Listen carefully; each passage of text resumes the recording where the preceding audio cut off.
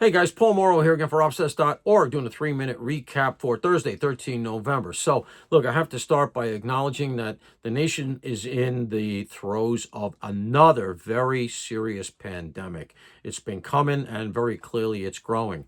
That pandemic is a pandemic of mortgage fraud. That's right, mortgage fraud. What are the Democrats in Congress thinking?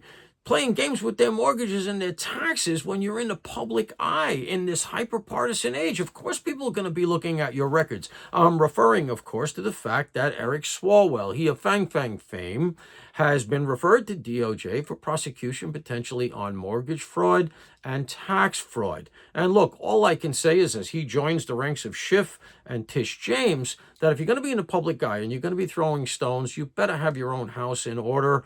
I can't imagine what they're thinking, being so aggressive and yet having these kinds of vulnerabilities. And I want to make a point.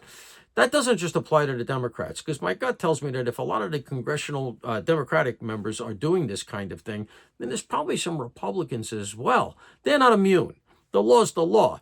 And, these cases are brought. These cases are not specious. I actually brought a mortgage fraud case. I never did financial crimes, but because it was a way in on a bad guy, and it was a legit case. He was doing it. So these cases are brought all the time. I had a prosecutor who did mortgage fraud as their specialty. And so, it just shows you that these cases do exist. The people in Congress are not above the law, and that goes for both parties. Now, speaking of Tish James, rumors bouncing around right now that Lindsay Halligan, the prosecutor on that case appointed to the Eastern District of Virginia, may get bounced by the judge for a procedural irregularity. Now, let's be clear.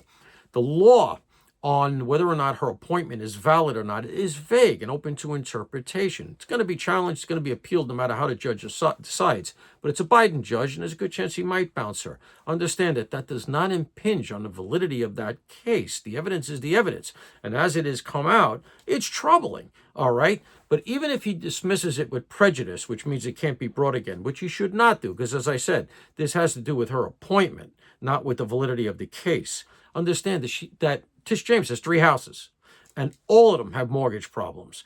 Only one of the houses is even in this indictment. This indictment also doesn't have anything relative to taxes and other problems that could come out, financial charges that you could bring. So my point is, even if it goes away with prejudice, there are ample opportunities for a new prosecutor to pick the ball up and continue. Tish James's problems won't be over. And when you consider that 2 of the houses of the 3 she has are in Virginia, have had more than 24 police calls to them. This is the top law enforcement agent in New York State.